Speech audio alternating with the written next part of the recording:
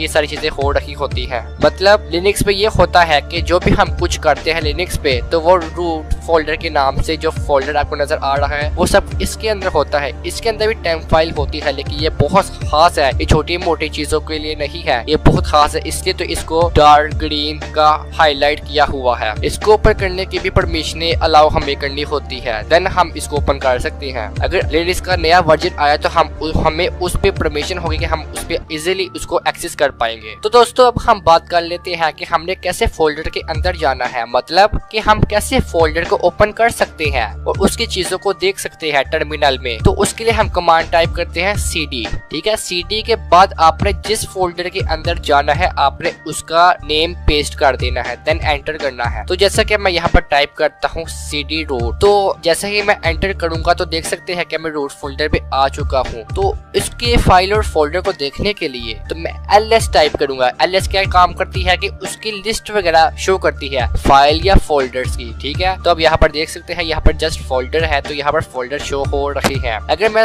Desktop के अंदर जाना चाहता हूँ तो मैं cd डेस्कटॉप लिख कर टाइप करूंगा, देन एंटर करता हूँ तो मैं इसके अंदर आ चुका हूँ, आप देख सकते हैं। तो यहाँ पर अगर मैं ls टाइप करूँ तो यहाँ पर आप देखिए यहाँ पर अभी कुछ नहीं है, तो यहाँ पर इसलिए कुछ भी शो नहीं हुआ। डेस्कटॉप पर मेरे आप देख सकते हैं खाली है, कुछ भी नहीं पड़ा हुआ। तो अगर मैं यहाँ पर फाइल क्रिएट करूँ, आपको फाइल क्रिएट करने की भी कमांड आनी चाहिए। फाइल क्रिएट करने की कमांड बहुत सी आसान है। फाइल क्रिएट करने की कमांड है का नाम है टच। अगर आप टच लिखते हैं देन उसके बाद आप कुछ भी लिखते हैं फाइल का नेम, जैसे कि मैं यहाँ पर लिख लेता हूँ उसामा, देन एंटर। तो आप यहाँ डेस्कटॉप पर देखिए इसने एक फाइल को क्रिएट कर दिया है उसामा के नाम से। अगर मैं टच उसामा सॉफ्टवेयर इंजीनियर लिखूं, अलग अलग करके लिखूं, तो ये होगा कि ये 3 फाइलें बनाएगा, एक फाइल ही बनाएगा क्योंकि इस पे स्पेस आ गई है। दोस्तों अपने याद रखना है कि अगर आप टच के आगे कुछ भी लिखेंगे तो उसके मुताबिक वो फाइल को क्रिएट कर देगा। आप जो भी नाम रखेंगे तो वो उसके मुताबिक उस फाइल को क्रिएट कर देगा। जैसा कि अब हमें क्रिएट करना तो आगे आपको रिमूव करना भी आना चाहिए कि हम कैसे टर्मिनल से इस चीज को डिलीट करना चाहते हैं। तो डिलीट को हम रिमूव भी कहते हैं। तो रिमूव की शॉर्ट वर्ड होते हैं rm, इसकी शॉर्ट कमांड है rm। अगर rm लेके हम फाइल का नेम टाइप कर दे तो वो फाइल डिलीट हो जाती है। तो जैसे कि मैं यहाँ पर टाइप करता हूँ rm उसामा, देन एंटर। तो दोस्तों आप देख सकते हैं कि इसने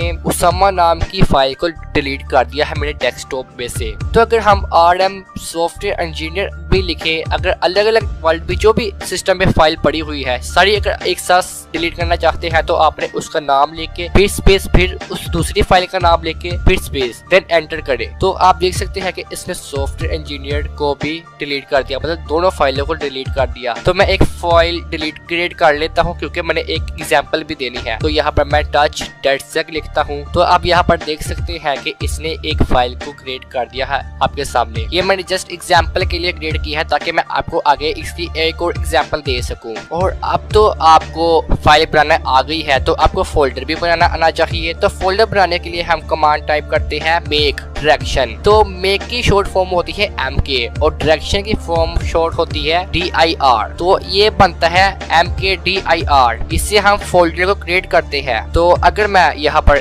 mkdir उसामा टाइप करके एंटर करूँ तो आप यहाँ पर देख सकते हैं कि इसने यहाँ पर एक डेस्कटॉप पर फोल्डर को क्रिएट कर दिया है उसामा के नाम से। आप इसको देख सकते हैं कि ये क्रिएट हो चुका हुआ है। अगर मैं mkdir उसामा सॉफ्टवेयर इंजीनियर लिखो, उसामा अलग, सॉफ्टवेयर अलग और इंजीनियर अलग लिखो, तो ये अलग अलग फोल्डर बना देगा। तो मैं आपको ये टाइप करके दिखा देता हूँ, देन एंटर करता हूँ। तो दोस्तों आप यहाँ पर देख सकते हैं कि इसने डेस्कटॉप पर 3 फोल्डर को क्रिएट कर दिया है। जो पहले वाला फोल्डर था वो रिप्लेस इस पे ही हो चुका है, इसलिए इस पे 3 ही फोल्डर है डेस्कटॉप पर, लेकिन मैंने 4 बनाए थे। उसामा के 2 फोल्डर बनाए थे जिसमें से एक रिप्लेस हो गया था। हमने पहले फाइल भी डबल बनाई थी उसामा के नाम से, वो भी एक रिप्लेस हो गई थी। तो दोस्तों अगर आप अलग अलग वर्ड को सेपरेट करके टाइप करेंगे तो वो अलग अलग फोल्डर बनाएगा, ये आपने हमेशा याद रखना है। और फाइल भी ऐसे ही वर्क करेगी, मतलब अगर आप फाइल बनाते हैं अलग अलग लिख के नाम से, अगर आप अलग अलग नाम से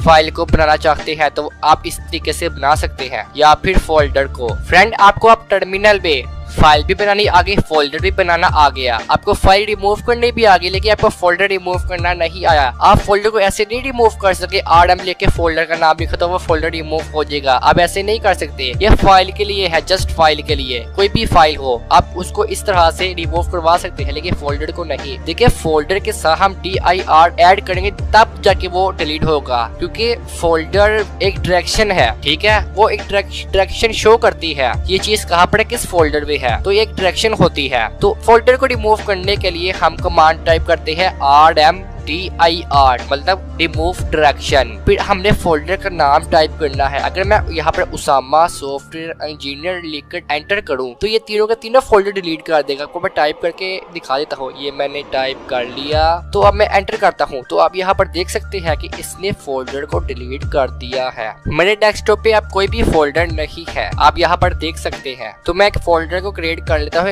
एक और एग्जाम्पल के लिए। तो यहाँ पर मैं mkdir उसामा लिखकर एंटर करता हूं तो यहाँ पर देख सकते हैं कि डेस्कटॉप पर उसामा के नाम से एक फोल्डर बन गया है। दोस्तों मैंने फाइल और फोल्डर दोबारा बनाया है ताकि मैंने आपको एक और एग्जांपल देनी है। आपको फोल्डर बनाना भी आ गया, डिलीट करना भी आ गया, आपको फाइल भी बनानी आ गई और डिलीट करनी भी आ गई। क्या आपको कॉपी करना आता है? नहीं आता होगा, वो मैं आपको बता देता हूँ कैसे करते हैं। देखिए कॉपी और मूव के लिए हम कमांड टाइप करते हैं, कॉपी के लिए cp और रिमूव के लिए mv। तो हम इस फाइल को उसामा में कॉपी करवाना चाहते हैं तो वो कैसे करवाएंगे, तो मैं आपको बताता हूँ। तो दोस्तों सबसे पहले मैं आपको बता दूं कि जो हम हाइफन के आगे जो अल्फाबेट लगाते हैं उसके क्या किरदार है। अगर आप सारा कुछ जानना चाहते हैं तो उसके लिए भी एक मॉड्यूल होता है, तो उस मॉड्यूल का नाम मॉड्यूल ही कहेंगे, लेकिन उस मॉड्यूल को ओपन करने के लिए हम टाइप करते हैं MAN, ठीक है। मॉड्यूल का शॉर्ट फॉर्म है MAN, ठीक है। उसके बाद आपने LS टाइप करना है, मतलब इसका मतलब हुआ कि मॉड्यूल की लिस्ट। तो मैं यहाँ पर टाइप करता हूँ MANLS, एंटर करता हूँ तो आप यहाँ पर देख सकते हैं कि इसमें सब के सब मॉड्यूल शो कर देगा। आप 1 प्रेस करेगा तो ये 1 पेज ओपन करेगा, 2 प्रेस करेगा ये 2 पेज ओपन करेगा। ये सारे के सारे मॉड्यूल यहाँ पर बताएगा आपको, ठीक है। ये यहाँ पर आपको सारे के सारे मॉड्यूल बताएंगे हैं। यहाँ पर आपको देख सकते हैं कि -A क्या करता है, ऑल सिलेक्ट करता है, ठीक है। अगर आप शॉर्ट फॉर्म याद नहीं कर सकते मॉड्यूल या वर्ड या फिर कमांड की, जैसे कि हम मेक की शॉर्ट फॉर्म होती है MK, अगर फुल फॉर्म है MAKE मेक, तो ये तो पूरा वर्ड है। अगर पूरे वर्ड को यूज करना चाहते हैं तो अपने डबल हाइफन डालने हैं, ये आपने हमेशा बात याद रखना है। अगर आप शॉर्ट फॉर्म याद नहीं कर सकते तो आपने उससे पहले डबल हाइफन ऐड करने हैं, ठीक है। अगर आप ऑल चीजें देखना चाहते हैं किसी भी लिस्ट में, या फिर जिसके लिए हम टाइप करते हैं -A, इसका मतलब है ऑल चीजें। अगर आपको ये चीजें याद नहीं होती तो आप ऑल भी लिख सकते हैं, तो उसके लिए आपको डबल हाइफन ऐड करने होंगे, देन वो चीज वर्क करेगी। ये आपने हमेशा बात याद रखनी है। अगर आप इस पेज को क्वाइट करना चाहते हैं तो आप क्यों टाइप करें जस्ट, तो आप पिछले टर्मिनल पे आ जाएंगे। दोस्तों जैसा कि मैंने आपको कहा था कि मैं आपको कॉपी करने की कमांड बताता हूँ, तो वो कैसे काम करेंगे। तो सबसे पहले मैं आपको ये उसामा नाम का फोल्डर ओपन करके दिखा देता हूँ कि इस पे कुछ है कि नहीं। तो आप यहाँ पर देख सकते हैं कि इस पे अभी कुछ नहीं, ये एम्प्टी फोल्डर है। तो हमने उस फाइल को इस पे कॉपी करवाना है, तो वो कैसे करवाएंगे, तो आप हमें फॉलो करें और गौर करें। तो कॉपी करवाने के लिए हम कमांड टाइप करते हैं cp, कॉपी की शॉर्ट फॉर्म होती है cp, ठीक है। उसके बाद जो हमने फाइल कॉपी करवानी है या फिर फोल्डर कॉपी करवाना है तो हम उसकी फाइल या फोल्डर का नाम टाइप करेंगे, ठीक है गाइस। तो उसके बाद हमने -W भी टाइप कर सकते हैं। अगर -W ना भी टाइप कर तो ये वर्क करेगी। तो इसको मैं अरेज कर देता हूँ। तो आप /root/ ये फोल्डर कहाँ पर है, डेस्कटॉप पर है, तो हम डेस्कटॉप टाइप करेंगे। और डेस्कटॉप पर इस फोल्डर का क्या नाम है, उसामा नाम है, तो हम उसामा नाम टाइप करेंगे, देन एंटर करते हैं। तो दोस्तों आप यहाँ पर देख लिए कि यहाँ पर वो फाइल कॉपी हो चुकी है। आप यहाँ पर देख सकते हैं ये कॉपी हो गई है। ये जस्ट फाइल कॉपी करवाने का कमांड है, ठीक है। अगर आप फोल्डर कॉपी करना चाहते हैं तो आपने cp के अंदर dir भी ऐड करना है, cp_dir, क्योंकि ये डायरेक्शन को अपने कॉपी करवाना है। फोल्डर को कॉपी करवाना तो हमने डायरेक्शन जरूर डालनी है। देखिए फोल्डर के साथ हमने कोई भी छेड़छाड़ करनी है, डिलीट करना है, मूव करना है, कॉपी करना है, तो उसके साथ dir जरूर डालना है, क्योंकि ये हमें पता चल जाएगा कि ये डायरेक्शन है। लिनक्स को भी पता चल जाएगा ये डायरेक्शन आप कॉपी करवा रहे हैं, पेस्ट करवा रहे हैं या डिलीट करवा रहे हैं। ये आपने हमेशा बात याद रखनी है। और टर्मिनल को क्लीन करने के लिए हम क्लियर कमांड टाइप करते हैं और हम ls भी टाइप करते हैं। ls कुछ डिस्ट्रीब्यूशन में काम नहीं करती, ये कुछ डिस्ट्रीब्यूशन में काम करती है। दोस्तों अब हम बात कर लेते हैं कि स्क्रिप्ट को कैसे इंस्टॉल कर सकते हैं। बहुत से लोग समझते हैं कि स्क्रिप्ट को इंस्टॉल करना बहुत ज्यादा मुश्किल है, लेकिन इतना मुश्किल भी नहीं है। स्क्रिप्ट को अगर आपने ये सब कुछ जो मैंने बताया है आपने समझ लिया है तो आपको स्क्रिप्ट पे इंस्टॉलेशन करना बहुत ज्यादा आसानी हो जाएगी। अगर आपने ये सब कुछ समझ लिया है तो हम कुछ स्क्रिप्ट को डाउनलोड कर लेते हैं और इंस्टॉल भी करके दिखाता हूँ। इसको कैसे चलाते हैं ये भी मैं आपको बता देता हूँ। तो मैं ब्राउजर को ओपन कर लेता हूँ। ब्राउजर को ओपन करने के बाद अपनी वेबसाइट पर मैं विजिट कर जाता हूँ। तो मैं डाउनलोड सेक्शन पे जाता हूँ। डाउनलोड में सेक्शन जाने के बाद मैं मॉडिफाई स्क्रिप्ट पर क्लिक करता हूँ। इसको ओपन कर लेता हूँ। तो इसको ओपन करने के बाद यहाँ पे मैंने बहुत से मॉडिफाई स्क्रिप्ट आपको मिल जाएंगे। तो यहाँ में से मैं कोई अच्छा सा स्क्रिप्ट डाउनलोड कर लेता हूँ। जैसे कि मैं यहाँ पर ये वाला स्क्रिप्ट डाउनलोड करता हूँ जिसका नाम है द चॉइस। दोस्तों इसके अंदर आपको ऑल अटैक मिलेंगे और इसको चलाना बहुत ज्यादा आसान है। इसमें आपके अंदर कोई भी एरर नहीं आएगा। इस स्क्रिप्ट का बहुत ज्यादा आपको फायदा होगा अगर आप इसको इस्तेमाल करते हैं। तो इसको डाउनलोड करना और इंस्टॉल करना बहुत ज्यादा मुश्किल नहीं है, बहुत ज्यादा आसान है, बहुत ज्यादा आसान है। तो इसके अंदर आपको क्या क्या मिलेगा, इसमें आप पेलोड जनरेट कर सकते हैं,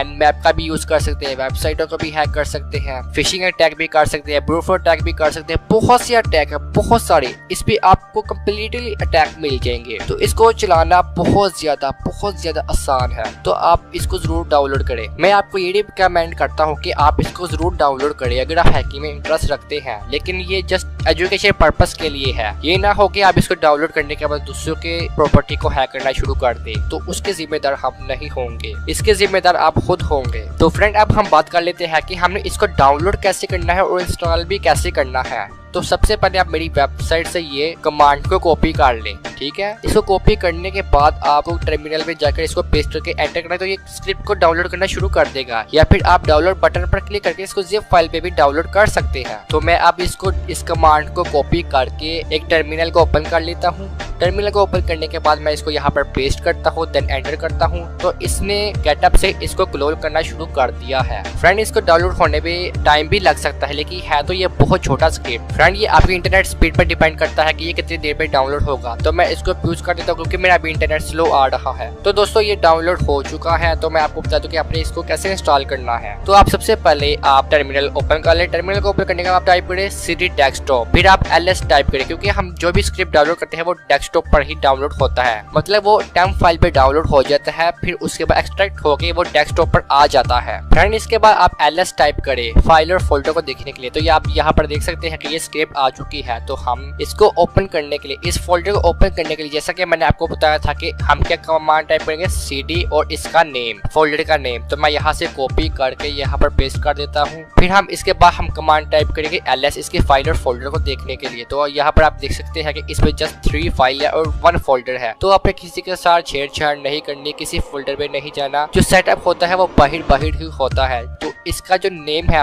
स्क्रिप्ट का द चॉइस, हमने इसको इंस्टॉल करना है। तो हमने इसको इंस्टॉल करने के लिए तो हमें पहले परमिशन देनी होगी इसको इंस्टॉलिंग के लिए। तो इस परमिशन कैसे देते हैं इंस्टॉलिंग के लिए वो भी मैं आपको बता देता हूँ। तो सबसे पहले आप कमांड टाइप करें chmod +x द चॉइस, जो स्क्रिप्ट का नेम है, जो भी स्क्रिप्ट होगी उसका नेम होता है या फिर सेटअप के नाम से वो होगी, आपने वो टाइप करके एंटर करना है तो उसको परमिशन मिल जाएगी। फिर हम दोबारा ls टाइप करते हैं। अगर ये ग्रीन हो गया तो समझना कि इसको परमिशन मिल चुकी है। अगर ये ग्रीन ना हुआ, हाईलाइट ना हुआ, तो समझे कि इसको परमिशन नहीं मिली। तो मैं ls टाइप करता हूँ। तो आप देख सकते हैं कि इसको परमिशन मिल चुकी है। तो हम इसको रन कर सकते हैं। तो टर्मिनल में फाइल को कैसे ओपन करते हैं ये भी आपको नहीं पता होगा, तो आपको बता देता हूँ। टर्मिनल में किसी भी फाइल को ओपन करने के लिए हम / टाइप करते हैं और फोल्डर को ओपन करने के लिए हम cd टाइप करते हैं। तो हमने ये जो फाइल है तो हमने इसको ओपन करना है। स्क्रिप्ट तो इंस्टॉल हो चुका है, हमने इसको रन करना है। कैसे करेंगे, / फिर इसका नेम, देन एंटर। तो दोस्तों आप देख सकते हैं कि स्क्रिप्ट ने रन करना शुरू कर दिया, ये रन हो चुकी है। तो इस पे फर्स्ट पे ही आपको सारे के सारे अटैक देखने को मिल जाते हैं। फ्रेंड आप यहाँ पर देख सकते हैं कि आपको यहाँ पर इंफॉर्मेशन गैदरिंग का भी मिलता है, जेनेरेट पेलोड का भी मिलता है, प्रूफ अटैक भी मिलता है, एनोनिमस प्रूफ भी मिलता है, आपको डोज अटैक भी मिलता है, आपको SQLI भी मिलता है, फिशिंग भी अटैक भी मिलता है, स्विच टोड भी मिलता है, एंटी फोल्ड भी मिलता है और Nmap भी आपको मिलता है। आपको ये सारे अटैक मिल जाते हैं, ठीक है। इसको चलाना बहुत ज्यादा आसान है। जैसे कि मैं गैदरिंग इन्फॉर्मेशन पे क्लिक करता हूँ, वन पे क्लिक करता हूँ, ये लीगल नहीं, ये लीगल है। तो हमने इसकी वेबसाइट की इन्फॉर्मेशन लानी है, तो हम वन टाइप करेंगे। तो आप यहाँ पर URL दे जिसकी आप इन्फॉर्मेशन हासिल करना चाहते हैं। तो ये लीगल भी है, इलीगल भी है, आपको परमिशन लेनी होगी। तो यहाँ पर मैं अपनी वेबसाइट का लिंक डाल देता हूँ, ठीक है। जस्ट एजुकेशन पर्पज के लिए है .com। देन मैं एंटर करता हूँ। तो दोस्तों इसने ना इन्फॉर्मेशन गैदरिंग करना शुरू कर दिया है। इसमें टाइम भी लग सकता है। वैसे मेरा नेट स्लो आ रहा है, तो इस पे हो सकता है कि काफी ज्यादा टाइम लगे, तो मैं इसको स्टॉप कर देता हूँ। Ctrl+C दबा के आप किसी भी चीज को स्टॉप कर सकते हैं। देखिए Ctrl+C से कॉपी भी होता है और Ctrl+C से स्टॉप भी होता है टर्मिनल पे जो भी वर्क कर रहा हो। और टर्मिनल में कैसी चीजें कॉपी की जाती है, Ctrl+Shift दबा के अगर आप C दबाते हैं तब ये चीजों को कॉपी करता है, Ctrl+Shift दबा के अगर V करते हैं तब ये पेस्ट करता है। मतलब हम तो विंडोज पे Ctrl+V दबा के पेस्ट करते हैं, Ctrl+C दबा के कट करते हैं, Ctrl+X दबा के कट करते हैं, Ctrl+C दबा के पेस्ट करते हैं। लेकिन विंडोज पे और लिनक्स पे बहुत ज्यादा फर्क है, ये अपने बात याद रखनी है। और जो पाइथन के स्क्रिप्ट होते हैं उनको इंस्टॉल करना और रन करना भी बहुत ज्यादा आसान है। पाइथन के स्क्रिप्ट को कैसे पहचाना जाता है, पाइथन के जो स्क्रिप्ट होते हैं स्क्रिप्ट के एंड में उनका जो फॉर्मेट होता है वो होता है .py, ठीक है। इससे पता चलता है ये पाइथन का स्क्रिप्ट है। अगर आप इसको चलाना चाहते हैं सबसे पहले आप इसको परमिशन दें। परमिशन आपको बताते हैं कैसे देते हैं, chmod+x से, ठीक है। फिर उसके बाद अगर इसको रन करना चाहते हैं तो ./ डाल के इसको रन कर सकते हैं। उस स्क्रिप्ट का नाम लिख के रन कर सकते हैं, ./ उस स्क्रिप्ट का नाम, देन एंटर करेंगे वो रन हो जाए। अगर रन नहीं होती तो आपने पाइथन लिखना है, फिर उस स्क्रिप्ट का नेम लिखना है, देन एंटर करेंगे तब वो रन कर जाएगी। कभी कभार होता है पाइथन के जो स्क्रिप्ट होते हैं वो पाइथन पर रन नहीं करते, तो Python 2 आपके ऑपरेटिंग सिस्टम में इंस्टॉल होना चाहिए, ठीक है। फिर आप Python 2 लिखकर उस स्क्रिप्ट का नाम लिखे, फिर जब एंटर करेंगे तो वो स्क्रिप्ट 100% वर्क कर जाएगी। आपको मैंने बहुत से तरीके बता दिए हैं स्क्रिप्ट को कैसे इंस्टॉल कर सकते हैं, कैसे रन कर सकते हैं। स्क्रिप्ट को इंस्टॉल करना बहुत से लोग हैं जो कि समझते हैं कि बहुत ज्यादा मुश्किल है, लेकिन स्क्रिप्ट को इंस्टॉल करना बहुत ज्यादा आसान है। उम्मीद है कि दोस्तों आपको ये लेक्चर जरूर पसंद आया होगा, जो कि बहुत ज्यादा लंबा हो चुका है। तो इस पे मैंने बहुत ज्यादा मेहनत की है, तो आपने इसको लाइक जरूर करना है और कमेंट भी अच्छा करना है। अगर आप इसका पार्ट 2 चाहते हैं तो आप हमें कमेंट करके बताइए, तभी मैं बनाऊंगा। जब आपको ये वीडियो पसंद आया होगा तो आपने कमेंट जरूर करना है और इस वीडियो को ज्यादा से ज्यादा आपने शेयर जरूर करना है अपने दोस्तों। तो दोस्तों सबसे पहले हम बात कर लेते हैं फुटप्रिंटिंग एंड रिकॉग्नाइजेंस। देखिए फुटप्रिंटिंग और रिकॉग्नाइजेंस भी कहते हैं रिकॉग्नाइजेंस। फ्रेंड्स ज्यादातर फुटप्रिंटिंग को रिकॉग्नाइजेंस के नाम से भी जाना चाहता है, जो कि हैकर यूज करते हैं दूसरों की इंफॉर्मेशन को कलेक्ट करने के लिए। और ये इंफॉर्मेशन आजकल हैकरों के लिए ये बहुत ज्यादा इंपॉर्टेंट रखती है, क्योंकि हैकर जो है वो सारे सिस्टम को हैक कर सकता है इस इंफॉर्मेशन के जरिए जो कि वो कलेक्ट करेगा। और वो कौन सी इंफॉर्मेशन होती है वो भी मैं आपको बता देता हूँ, जैसा कि पासवर्ड हो गया, या फिर फायर ब्रेकेज हो गई, या फिर फायर बेयर को किस तरह से डिसेबल होना होगा, वगैरह वगैरह, ये सारी इंफॉर्मेशन हो जाएगी। फ्रेंड कुछ सॉफ्टवेयर होते हैं जिसको फुटप्रिंटिंग के लिए यूज करते हैं। वो सारे सॉफ्टवेयर मैं आपको आने वाले वीडियो में बताऊंगा, ताकि आपको फायदा हो सके कि फुटप्रिंटिंग क्या होती है, इससे कैसे इंफॉर्मेशन को कलेक्ट कर सकते हैं, गैदरिंग कर सकते हैं किसी भी कंप्यूटर के सिस्टम की। मैं आपको फिर से बता देता हूँ कि फुटप्रिंटिंग जो है एक टेक्निक है, एक टेक्नोलॉजी है, जिससे आप किसी भी सिस्टम की इंफॉर्मेशन को कलेक्ट कर सकते हैं। मतलब कलेक्ट करने के बाद आप उस चीज को हैक कर सकते हैं, उसके सिस्टम को। और वो इंफॉर्मेशन कौन सी होती है, पासवर्ड हो गया, नेटवर्क का IP एड्रेस हो गया। मतलब कि अगर वो इंटरनेट यूज कर रहा है तो उसकी मशीन का IP एड्रेस भी होगा, तो वो हो गया उसका IP एड्रेस, उसको भी हम कलेक्ट करेंगे।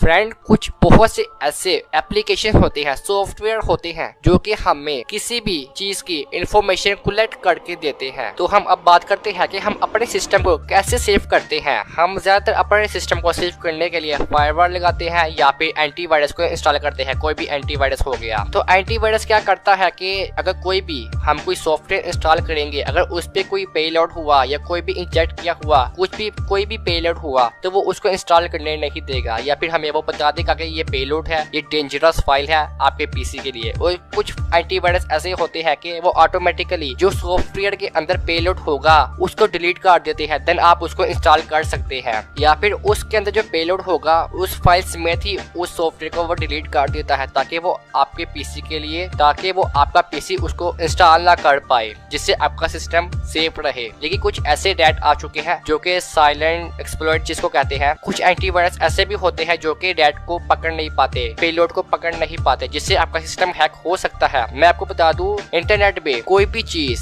अगर आप इंटरनेट के साथ कनेक्ट है तो आप सेफ नहीं है। मैं आपको बार बार कहता आ रहा हूँ, ठीक है गाइस। तो फ्रेंड आप ये ना समझना कि आपके पीसी पे कुछ भी नहीं है या फिर कोई भी डाटा नहीं पड़ा हुआ। अगर वो आप उसको इंस्टॉल कर लेते हैं तो अगर आपका सिस्टम हैक हो गया तो उसको क्या फायदा होगा और आपको क्या नुकसान होंगे। आप तो यही सोचेंगे ना हमारे पास तो कोई इन्फॉर्मेशन या कोई भी ऐसी चीज नहीं है जिससे वो हमें ब्लैकमेल करे, तो हम इससे सेफ है। तो आप गलत सोचते हैं। जो हैकर होगा वो आपके सिस्टम को गलत चीजों के लिए यूज करेगा, ठीक है। वो चाहे तो किसी भी चीज को हैक करने के लिए आपके सिस्टम को यूज कर सकता है हैक करके, ठीक है। या फिर कुछ भी वो इलीगल चीज करेगा या इलीगल वर्क करेगा जिससे आपका आईपी एड्रेस शो होगा, जिससे वो आपको ट्रैक करेंगे साइबर सिक्योरिटी वाले, तो आप उस पे इन्वॉल्व हो जाएंगे। जो हैकर होगा वो तो इस तरीके से अपने आप को सिक्योर रख सकता है, ठीक है। इस तरह से आप फंसे भी जा सकते हैं। ये ज्यादातर ब्लैक हैट हैकर करते हैं। कि आप ये ना सोचे कि आपका आम कंप्यूटर है, आपका कोई डाटा नहीं पड़ा हुआ या फिर ऐसा कुछ नहीं है जिससे वो मैं ब्लैकमेल हो सकूं, ना ही वो मुझे हैक कर सकता है। आप ये मत सोचिए। अगर आपका कंप्यूटर हैक हो गया या फिर वो फूड प्रिंटिंग से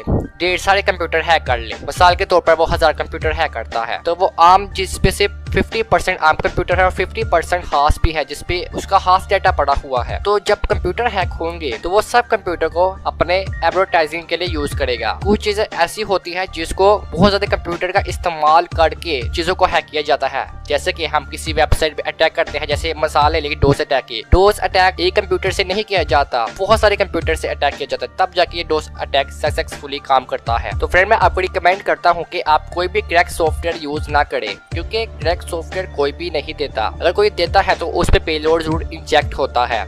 जोन से भी आपको वेबसाइट है क्रैक चीजें प्रोवाइड कर रखी होती है, तो पागल है जो क्रैक चीजें आपको प्रोवाइड करेंगे। कुछ होते हैं जो कि अर्निंग के लिए क्रैक सॉफ्टवेयर अपलोड अपनी वेबसाइट पे करते हैं, लेकिन ज्यादातर लोग जो वाइट हैट हैकर होते हैं वो जो क्रैक भी नहीं करते, वो ऐसा लगता है कि ये क्रैक किया हुआ है तो उस पे वो पेलोड इंजेक्ट कर देते हैं या फिर क्रैक करके इंजेक्ट करते हैं। ये उन पर डिपेंड करता है जो कि आपको अटैक करना चाहता है या फिर आप जिन पे अटैक करना चाहते हैं। जब आप इसको इंस्टॉल कर लेंगे तो आपका पीसी हैक हो जाएगा, उससे बहुत से आपको नुकसान हो सकते हैं। अगर आपने ब्राउजर में कुछ भी विजिट किया होगा वो आपकी हिस्ट्री देख सकता है। आपने कुछ भी लॉगिन किया होगा तो वो कुकी से आपके पासवर्ड ईमेल भी देख सकता है, कुकीज को कैप्चर भी कर सकता है। अगर आप लैपटॉप यूज कर रहे हैं, अगर आपका माइक है तो अगर या फिर आपका कैमरा है तो वो माइक से आपकी वॉइस भी सुन सकता है, कैमरे से आपको देख भी सकता है, बहुत कुछ कर सकता है। तो आपको मैं रिकमेंड करता हूँ कि आप क्रैक चीजें यूज ना किया करें। अगर आप यूज करना चाहते हैं तो एक वर्चुअल बॉक्स पे बनाकर आप विंडो इंस्टॉल करें, उस पे आप चलाकर देखिए ये आपके लिए सेफ है कि नहीं, तब ही आप इससे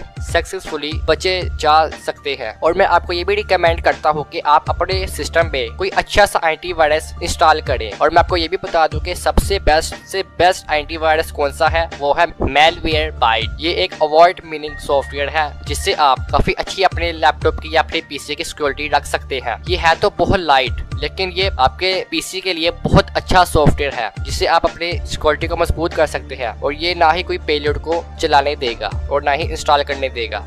इसका ये भी फायदा है कि अगर किसी को अगर इसको लगा कि किसी चीज के अंदर पेलोड है तो वो पूरी फाइल को डिलीट कर देगा, वो आपके सामने भी नहीं आएगी अगर आप इसको एक दफा पूरे कंप्यूटर को स्कैन करेंगे। तो दोस्तों जो विंडोज का मेलवेयर सॉफ्टवेयर होता है ये भी बहुत अच्छा सॉफ्टवेयर माना जाता है, जो कि विंडो 10 में मिलता है और विंडो 8.1 में जो आपको मिलता है लेटेस्ट। अगर आपके पीसी में कोई भी ऐसी फाइल उसको लगे कि ये वायरस है या फिर पेलोड है जो कि नहीं भी होगा, ये उसको भी डिलीट कर देता है। दोस्तों ये बात होती है कि उस सॉफ्टवेयर के अंदर कुछ ना कुछ ऐसी खराबी होती है या फिर कुछ सही बना नहीं होता, उसके कोडिंग में कुछ मसला होता है। जब इसको पता चलता है कि ये डेंजरस है तो वो उस फाइल को भी डिलीट कर देता है। तो दोस्तों अब हम चलते हैं अगले नेक्स्ट टॉपिक की तरफ, क्योंकि हमने इस पे तो सारा वक्त ज़ाया नहीं करना। तो हम अब बात करते हैं scanning network. Friend, footprinting phase, scanning phase, ई नंबरिंग फेस, ये 3 फेस होते हैं जो कि हैकर के लिए बहुत ज्यादा इंपॉर्टेंट इम्पोर्टेंट रखते हैं, ये आपको पता होना चाहिए। तो हम अब स्कैनिंग नेटवर्क की बात करते हैं। तो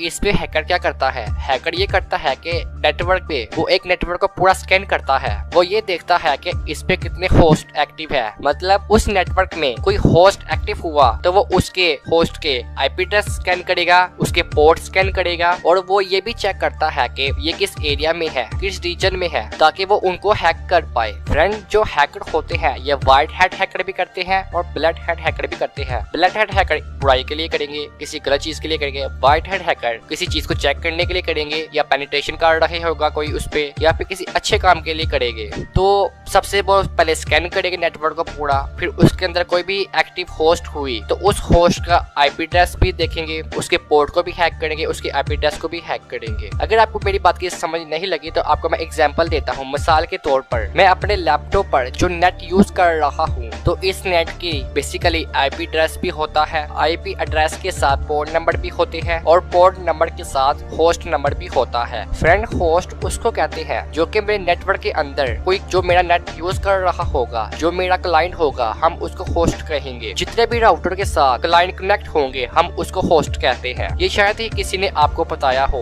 लेकिन किसी ने भी नहीं बताया होगा। बस ये बात करते हैं कि एक लोकल होस्ट होती है या लोकल नेटवर्क होता है जिसको हम होस्ट कहते हैं, लेकिन कोई डिटेल के साथ कोई भी आपको नहीं बताता, जो कि मैं आपको बताता हूँ। लेकिन कुछ लोग ऐसे हैं कि जो मुझे कहते हैं कि जो मैं आपको बता रहा हूँ आप मिसलीड कर रहे हैं, सबके साथ सबको मिसलीड करते हैं आप। लेकिन ये आप अच्छा बेहतर जानते हैं कि मैं आपको कुछ सिखा रहा हूँ या फिर आपको कुछ मिसलीड कर रहा हूँ। तो हम बात करते हैं कि सबसे पहले हैकर ये देखेगा कि हमारे जो राउटर के साथ जितने भी क्लाइंट कनेक्ट है उनमें से कितने होस्ट एक्टिव है। देन दोस्तों फिर हैकर ये देखेगा कि उसका आईपी एड्रेस क्या है, उसका पोर्ट नंबर क्या है। फ्रेंड, पूरा एक मैप जनरेट करके आता है जिसपे सब कुछ ये डिटेल लिखी होती है।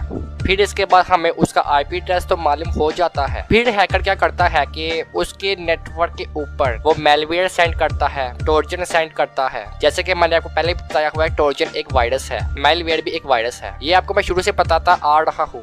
जो मेरी वीडियो को समझते हैं, देखते हैं, जो रेगुलर मेरी वीडियो को देखने वाले हैं, जस्ट वही इस बात को समझ पाएंगे। देन दोस्तों उस पर हम मैलवेयर सेंड करते हैं, ट्रोजन होस्ट सेंड करते हैं। फ्रेंड, कुछ मैलवेयर होते हैं जो कि जिससे उसके इंटायर नेटवर्क को इजीली हैक कर पाए। आई होप कि आपको मेरी स्कैनर नेटवर्क के बारे में इंफॉर्मेशन जानकारी मालूम होगी। अगर आपको कुछ समझ नहीं लगी या आप किसी भी चीज के बारे में आप सवाल करना चाहते हैं, आप कमेंट करके पूछ सकते हैं। मैं आपको कमेंट में रिप्लाई देने की कोशिश जरूर करूंगा। और कुछ कमेंट का मैं रिप्लाई नहीं दे सकता क्योंकि कभी कभार ये होता है कि जब आप कमेंट करते हैं तो हमें यूट्यूब पर उसका नोटिफिकेशन नहीं देता, तो इसका हम कुछ नहीं कर सकते। तो फ्रेंड, अब हम ई नंबरेशन के बारे में बात करते हैं कि आपको ई नंबरेशन में कौन कौन सी इन्फॉर्मेशन कलेक्ट करनी होती है। फ्रेंड, मतलब कि हैकर जो होता है ई नंबरेशन में क्या क्या चीजें कौन कौन सी इन्फॉर्मेशन को कलेक्ट करता है ताकि वो उस चीज को हैक कर पाए। फ्रेंड, मिसाल के तौर पर हैकर ये इन्फॉर्मेशन कलेक्ट करते हैं, जैसा कि यूजर नेम, मशीन या फिर इससे रिलेटिव एडमिन का जो अकाउंट होता है वो सिस्टम अकाउंट और यूजर अकाउंट, ये सब इन्फॉर्मेशन कलेक्ट की जाती है इन नंबरेशन में ताकि हैकर उस नेटवर्क पर इजीली अटैक कर पाए। फ्रेंड, मैं आपको इसके बारे में और मजीद जानकारी दे दूं कि हैकर जो होते हैं स्पेसिफिक सिस्टम की इन्फॉर्मेशन लेते हैं। जो हैकर सॉफ्टवेयर यूज कर रहे होते हैं उनमें वो सारी चीजें आ जाती है, मतलब उन सॉफ्टवेयर में सारी इन्फॉर्मेशन आ जाती है। वो सॉफ्टवेयर ये बताते हैं कि ये मशीन है, इस मशीन का ये यूजर नेम है और इस मशीन के अकाउंट का ये नेम है, ये सब चीजें आ जाती है। ई-नंबरेशन एक सॉफ्टवेयर है जो कि हमें ये सारी डिटेल वगैरह इन्फॉर्मेशन देता है, जिससे हैकर इसको इजीली यूज कर लेता है डायरेक्टली हैक करने के लिए किसी भी विंडोज पर। तो फ्रेंड, ऑपरेटिंग सिस्टम को हैक करने के लिए ई-नंबरेशन, उसके नेटवर्क स्कैनिंग और फुटप्रिंटिंग, फिर इनसे ये सारी चीजें इन्फॉर्मेशन कलेक्ट कर हैकर एक मैलवेयर बनाता है, जो कि मैलवेयर रिलेटेड सॉफ्टवेयर होते हैं जिससे मैलवेयर बनाए जाते हैं, जिससे विक्टिम इसको इंस्टॉल करेगा या ओपन करेगा। जो कि हमने मैलवेयर बनाया होगा वो हिंडली एग्जीक्यूट हो जाते हैं, जिससे हमारा कंट्रोल उनके पास चला जाता है, मतलब उनके पास हमारे ऑपरेटिंग सिस्टम का कंट्रोल आ जाता है, जिससे वो जो चाहे कर सकता है। सेम टेक्निक्स यूज करते हैं वो नेटवर्क के ऊपर, नेटवर्क के अंदर घुसपैठ करने के लिए उनके मॉडियम्स की इंफॉर्मेशन को कलेक्ट करते हैं। जो कि मैंने आपको 3 फेस बताए हैं, वो इन फेसों को यूज करते हैं। वो सारी इंफॉर्मेशन को कलेक्ट करके एक मेलवेयर बनाते हैं, तो वो मेलवेयर नेटवर्क पर सेंड कर देते हैं, उस विक्टिम पर सेंड कर देते हैं। मतलब अगर उस नेटवर्क की ग्राफिकेशन वीक होगी तो फिर नेटवर्क इजीली क्रैक हो जाएगा, हैक हो जाएगा। अगर वो नेटवर्क जो हैकर हैक करना चाहता है, अगर उसकी ग्राफिकेशन स्ट्रॉन्ग होगी और मिस हाईली लेयर प्रोटेक्टेड होंगी और वो इंक्रिप्टेड होंगी, तब अटैकर मेलवेयर बनाकर भी उस नेटवर्क पर अटैक करे तब भी वो हैक नहीं होंगे और ना ही वो क्रैक होगा। अगर हमारे पास उसकी इंफॉर्मेशन भी है, सारी कलेक्ट कर ली है, अगर उस पे हाईली स्ट्रॉन्ग सिक्योरिटी लगी होगी, अगर हम उस पर मेलवेयर बनाकर सेंड भी कर दें तो उसकी जो सिक्योरिटी होगी नेटवर्किंग की, वो क्रैक और ना ही हैक होगी। आई होप कि आपको इनमेशन का प्रोसेसर समझ आ गया होगा। अगर आपको नहीं आया कुछ भी समझ तो आप मुझसे पूछ सकते हैं, मैं आपको जरूर बताऊंगा। आप हमें सवाल करें, हम आपको उसका हल बताएंगे। और जो हमारे साथ टाइम पास करेंगे या करना चाहते हैं तो वो बिल्कुल भी कमेंट या मैसेज ना किया करें। हमारा जो हर वक्त होता है वो कीमती होता है, तो आप सोच समझ के हमारे साथ मैसेज किया करें, क्योंकि बहुत से लोग हैं जो कि हमें तंग करते हैं। कोई उनको कह देता है कि मैं फेक वीडियो बनाता हूँ, मैं ये हूँ वो हूँ, तो वो मेरे वीडियो पे आके नेगेटिव कमेंट भी करते हैं, मैसेज भी आके गालियाँ वगैरह देते हैं, बहुत कुछ कहते हैं। कोई मेरे बारे में कोई बुरा भला कहता है कि मैं ये हूँ वो हूँ, मैं फेक चीजें बताता हूँ, मैं 2 नंबरिंग करता